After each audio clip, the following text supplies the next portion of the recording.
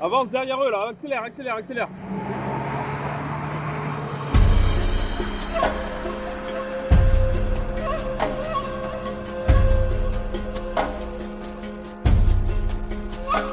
Là on a les coordonnées de la cache du bonhomme où il a enterré sa moto et sa calache.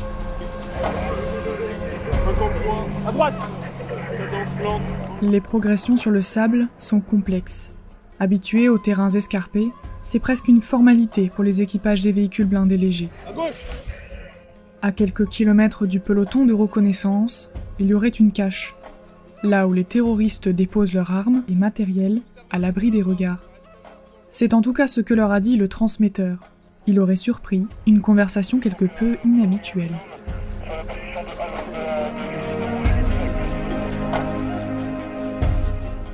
On a eu un renseignement électromagnétique qui en fait a détecté les transmissions d'un élément isolé, GAT. À ce moment-là, c'était mon peloton qui était le plus avancé, donc qui est intervenu en premier pour rechercher la personne sur les lieux.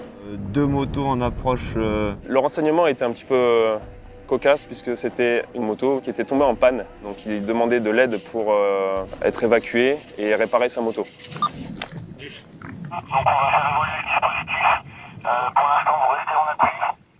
Détection, intervention, neutralisation.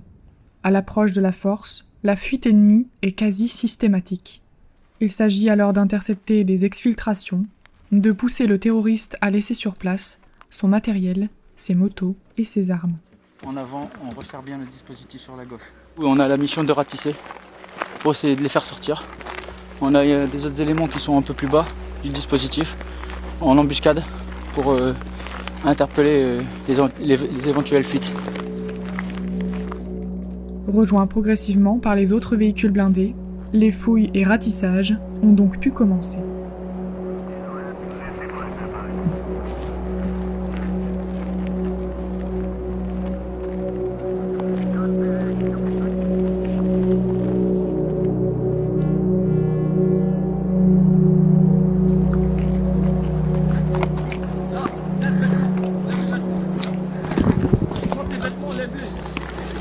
Encore, l'autre en dessous. Alors que certains se font cerner et interpeller par la force pour être livrés aux autorités locales, d'autres sont plus malins. Dans le cas de notre moto, elle s'est rapidement désilhouettée. Autrement dit, l'individu s'est fondu dans la masse avant l'arrivée des militaires. Mais si la fuite précipitée a pu s'opérer, elle laisse souvent des traces. Alors, on a décelé une moto qui était cachée dans la végétation. Donc on va lever le doute au cas où ce serait une moto GAT.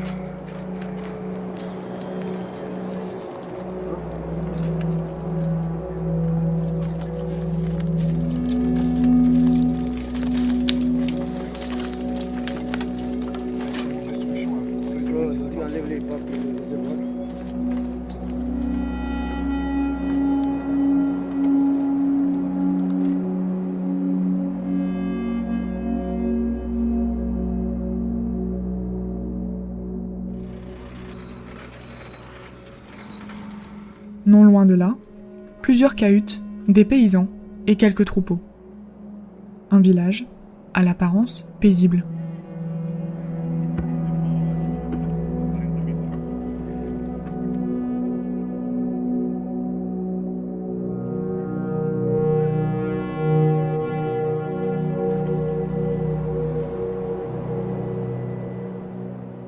La prudence ne doit pas redescendre.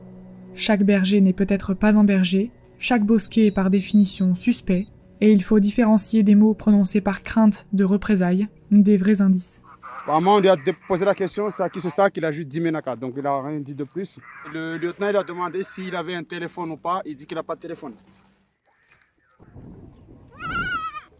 Mais quand la parole se transforme en mensonge, la prudence, elle, devient suspicion.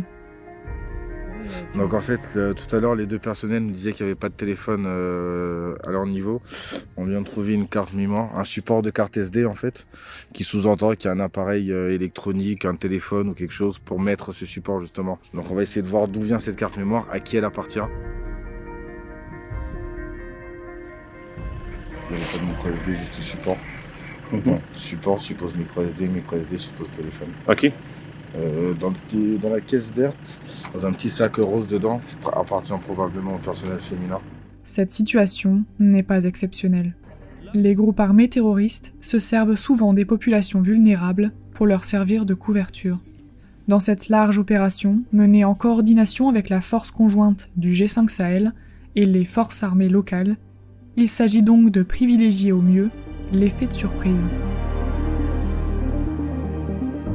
On sent que l'ennemi a été surpris lorsque nous nous sommes déployés. Il y a des endroits où nous avons surpris l'ennemi dans des camps.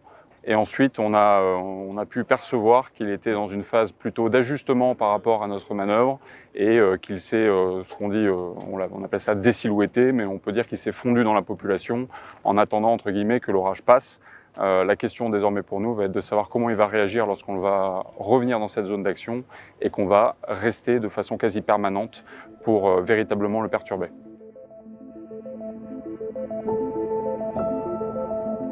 Perturber, voire mettre hors de combat un terroriste, c'est empêcher d'autres trafics illégaux, d'autres destructions de biens publics, rackets, voire d'autres enlèvements ou exécutions. Alors oui, la traque n'est pas facile, mais elle est nécessaire. Je pense qu'il faut du temps et beaucoup de patience pour analyser la façon dont la structure de l'EIGS pourrait être atteinte ou pas. Les actions combinées de l'armée de l'air, des troupes au sol, des services de renseignement bien entendu qui nous permettent d'avoir du renseignement sur le terrain font qu'il est extrêmement complexe et ambitieux, voire je pense que c'est extrêmement prétentieux de vous dire maintenant, là voilà, on a produit tel effet. Par contre, ce qui est certain, c'est qu'au bout d'un moment, on espère que la qualité des frappes, et en tout cas du bilan, permettra de le déstabiliser. Pour l'anéantir, c'est l'effet recherché, moi à ce stade, j'en sais rien. Par contre, en tout cas, le déstabiliser durablement pour entraver sa capacité d'action dans le Liptako et de fait permettre aux forces armées maliennes ou nigériennes de réoccuper le terrain en confiance et permettre à terme le retour de l'État.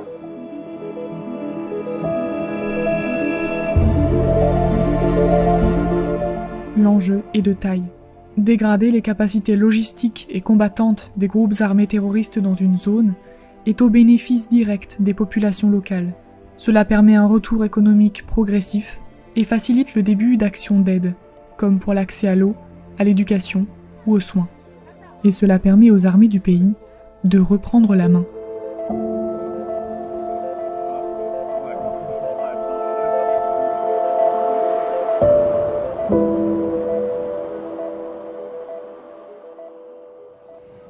Il faut se dire comment est-ce que je peux m'améliorer, comment est-ce que je peux être meilleur qu'hier. C'est comme ça que la section va sortir grandie de cette opération. Et c'est comme ça qu'on va garder tout le monde jusqu'à la fin.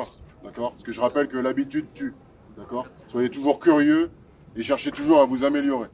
Terminé. Attention. Bon ! À disposition du sous-officier adjoint. De retour en base opérationnelle avancée temporaire le soir, la mission n'est pas terminée. L'opération du lendemain doit notamment être limpide pour tout le monde. Efficacité et rigueur doivent être le mot d'ordre des chefs, des adjoints, jusqu'aux soldats. D'après le chef de patrouille qui a vu le médecin, on pourrait, je dis bien, prendre avec des pincettes. Des opérations au rythme très soutenu pour un quotidien hors norme. Les militaires y sont préparés avant même leur départ pour 4 mois, afin d'arriver sur le théâtre le plus confiant possible.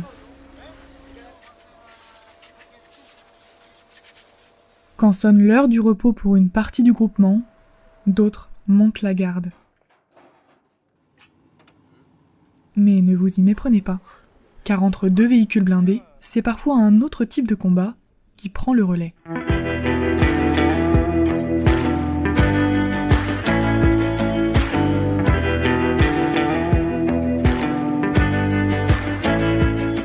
Le lendemain, la traque continuera. Et le groupement rentrera sur base à Gao 2 semaines plus tard. Sur les bilans de ces opérations d'envergure, il est généralement question de plusieurs terroristes neutralisés, de nombreuses ressources, parmi lesquelles des motos, des pick-up armés ou du matériel nécessaire à la confection d'engins explosifs, pour ne citer que.